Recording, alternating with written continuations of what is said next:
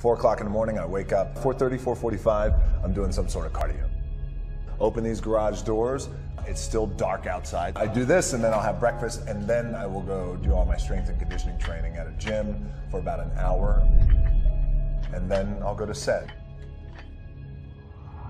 We all average probably about 5 hours of sleep.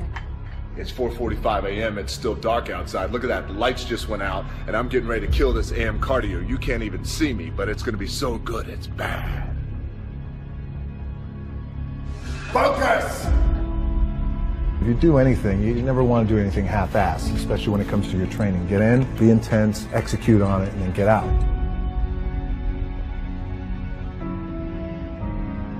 For a lot of guys out there, and I was certainly one of those guys, in my 20s, I thought I had all the answers, didn't know shit. By the way, in my 30s, I'm still trying to find myself, as a lot of guys are out there. Hopefully when you hit your 40s, you're hitting a nice stride. If I'm gonna do it, I need to do this job right. I need to stay focused on it. I need to give the best effort I possibly can. You live down here in South Florida, it's hurricane season. Focus! But when it's time to go to the gym, we got to get to the gym. And there ain't no stopping us. It's like I'm gonna be the baddest motherfucker walking it. All right, empty gym, the way we like it. It's Sunday, just finished my warm-up. This pain ought to be fun. Focus! I work out twice before everyone wakes up. All right, workout number 2.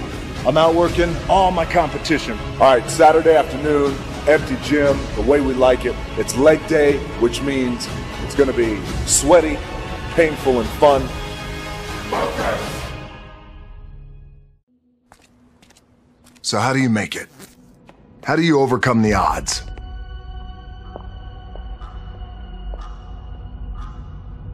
I don't know what to say, really. 3 minutes to the biggest battle of our professional lives. All comes down to today. We're in hell right now, gentlemen. Believe me. And we can stay here, get the shit kicked out of us, or we can fight our way back into the light. We can climb out of hell. Or you could be like me. Dream of pro football, get hurt, dream over. Find yourself with just $7 in your pocket. So how did I get here? By being the hardest worker in the room. Now it's time to see who has the heart. Now is the time to prove to yourselves and prove to everyone out there you are somebody. You are worthy of something. And you're able to do something special that no one else in the world can do. Are you ready to go out there and take what's yours? Yeah! What you worked hard for? Yeah! All of us in life have things we want. We don't get what we want. We get what we have to have. We all get what we tolerate in ourselves and other people. But when you're no longer willing to tolerate something, that's when your life changes. Everyone in the world has a list of things they think they should do. I should lose weight. I should work out. I should spend more time with my kids. I should work harder. I should make more calls. I should. And then you know what? People don't do their shoulds and they get mad at themselves. They beat themselves up about it. What changes people is when your should becomes a must. When suddenly the thing you said should happen has to happen. That's when human beings change. It's like if you want to take the island and you're the head of the army and you want to take the island, the most powerful way to take the island is burn the boats. Because if there's no way to go back, it's amazing what happens when it's a must to do something versus a should. That's what makes human beings succeed.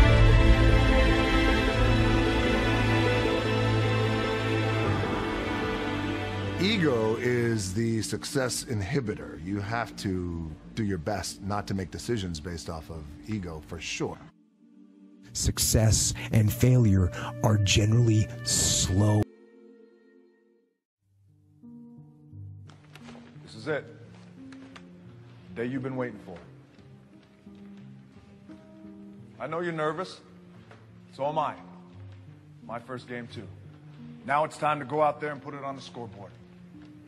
Now it's time to see who has a heart. Now is the time to prove to yourselves and prove to everyone out there that even though you're locked up, you are somebody. You are worthy of something. And you're able to do something special that no one else in the world can do.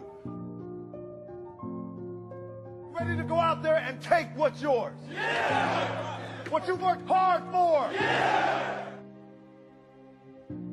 But one thing that a lot of people don't know that I want to share with you guys is when I was 22 years old, I came to this city for the first time. I was playing in the Canadian Football League, playing my first pro football game. I was playing for the Calgary Stampeders. We were playing the BC Lions. I was so excited. 2 days later, I got cut. The dream shattered, sent home with $7 in my pocket. I was like, wait, no, I got to play in the NFL eventually. Those are my big goals. That's my dream. You realize that playing in the NFL was the best thing that never happened because it got me here. So my point is, look, you're going to get your ass kicked. We're going to get the shit kicked out of us. You got to get up. You got to have faith that the one thing you wanted to happen oftentimes is the best thing that never happened. So have faith and just keep that in mind and keep plugging away.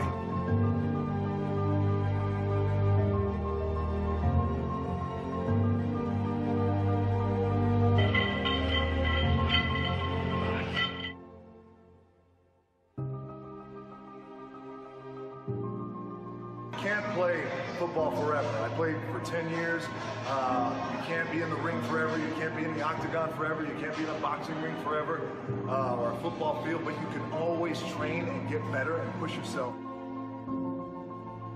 Just bring it. That's it. Just bring it. I say that in my everyday life in terms of my challenges and things like that.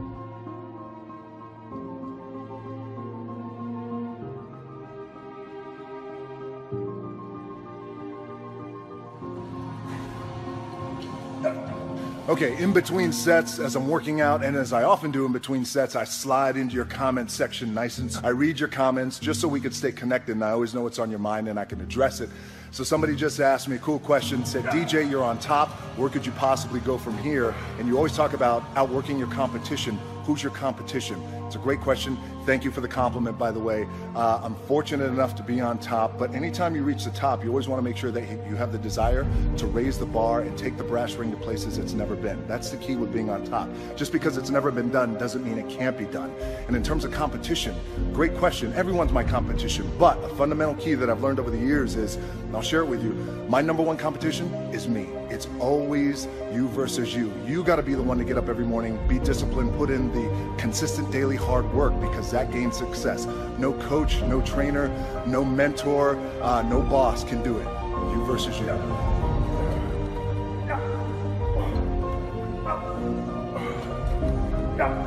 Double.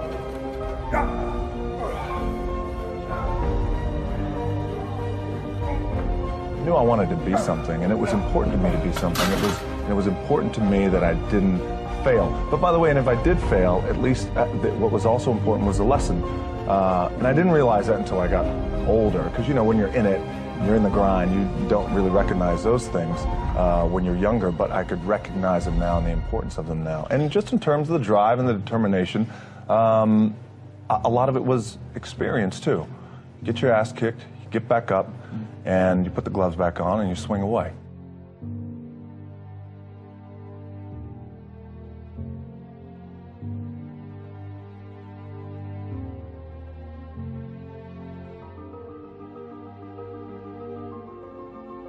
All right, Saturday afternoon, empty gym, the way we like it, tripping over here.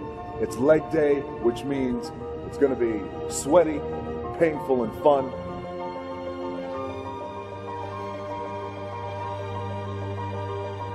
They say that nothing good happens in the 4 a.m. hour. Well, I can guarantee you this, it's 4:45 a.m., it's still dark outside. Look at that, the lights just went out, and I'm getting ready to kill this AM cardio. Train twice. I'll get my cardio in and breakfast, and then I'll go hit the weights. Clanging and banging, we call it.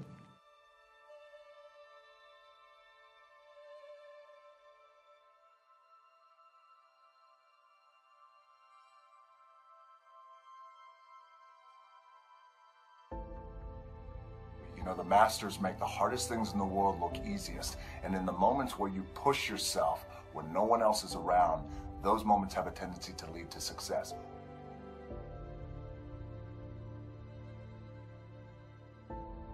Oftentimes when I see kids and they have been labeled, oh, they're punk kids. True. But there's good in them. And we got to see that potential. And I enjoy that today, seeing the potential in kids just like he did. Especially kids who are kind of wayward and have been going through it. I know what it's like. Our most powerful and most important is when we just embrace who we are. It's just believing in yourself and embracing who you were born to be. Whether it's 3 o'clock in the morning, by the way, when we were talking in London, I was getting up at 3 because I had to be on set by 4. So whatever time my call time is, those and directors and our producers, whatever time my call time, so my call time is at 7, then you back your clock up 4 hours, and then that's when I get up and train twice.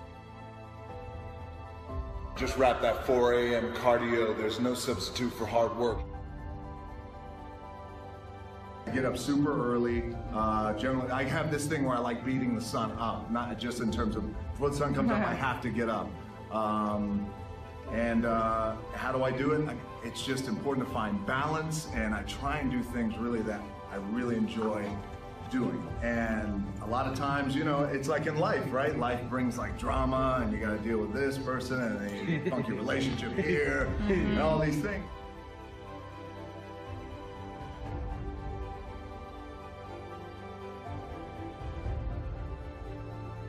Work 12 hours a day, 14 hours a day, get up at 3 o'clock in the morning.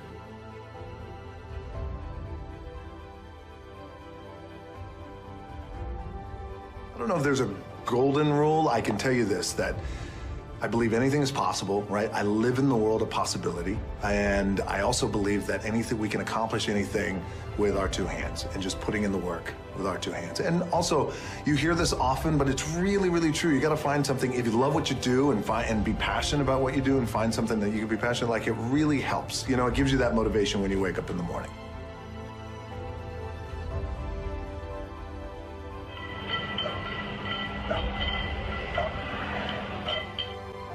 Consistently being told that whatever it is that you want to do, you've got to get after it. You got to get after it. There's no substitute for hard work. Hard work always pays. You know, those type of mantras over time. And those are your examples of you know, what it's like to get beat down, what it's like to get, just in terms of the struggle, what it's like to be evicted out of your apartment, what it's like to have your car repossessed, and watch your parents go through that is I think is defining as a kid.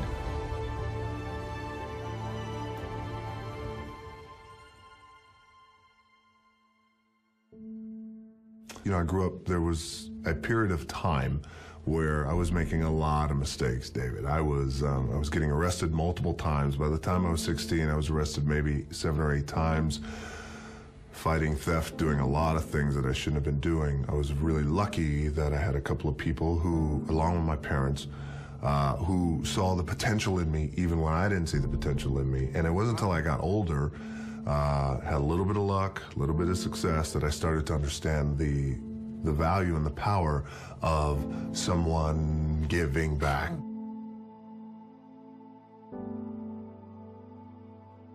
Some people call you the best pure athlete in wrestling today. Let's start off with a bit of your history. When you broke in, you were packaged as a part of a wrestling legacy. Your father is Rocky Johnson, or Sweet Ebony Diamond, as Canadian fans know him. Tony Atlas was a family friend, all kinds of family roots. Were you ever concerned that you wouldn't get your chance to prove yourself on your own terms? No, I was never ever concerned about that, because nor was I ever concerned about trying to fill their shoes, because my dad's, they were just too big, you know, my grandfather as well. But at the same time, I always knew that one day, whenever I got the opportunity, I was just going to make it happen. Persistence and hard work I knew one day it was going to happen. When I made up my mind to get involved in the business that I have a passion for, that I grew up in, I knew that there's going to be a time where the success will come, and that's through hard work and consistency. It's you know, the same old story, things like that. So it's surprising to a degree, but I was well aware that it was going to happen. All starts with this. 2 hands, putting it to work. You know, there are remarkable people who come into the world from time to time, and there are people who do find out over decades-long periods what they could be like if they were who they were, if they spoke their being forward.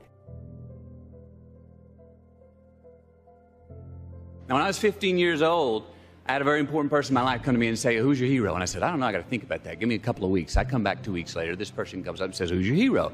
I said, "I thought about it. You know who it is?" I said, "It's me in 10 years. I didn't start out thinking, this is going to replace my income. This is going to be, I just did it as a passion project. And I think if people have a regular day job, if you could just find one thing that you do as a passion project and just keep building on it, just keep watering it, keep adding fertilizer, keep giving it attention, keep giving it focus. So I turned 25 10 years later. That same person comes to me and goes, "So are you a hero?" And I was like, "Not even close."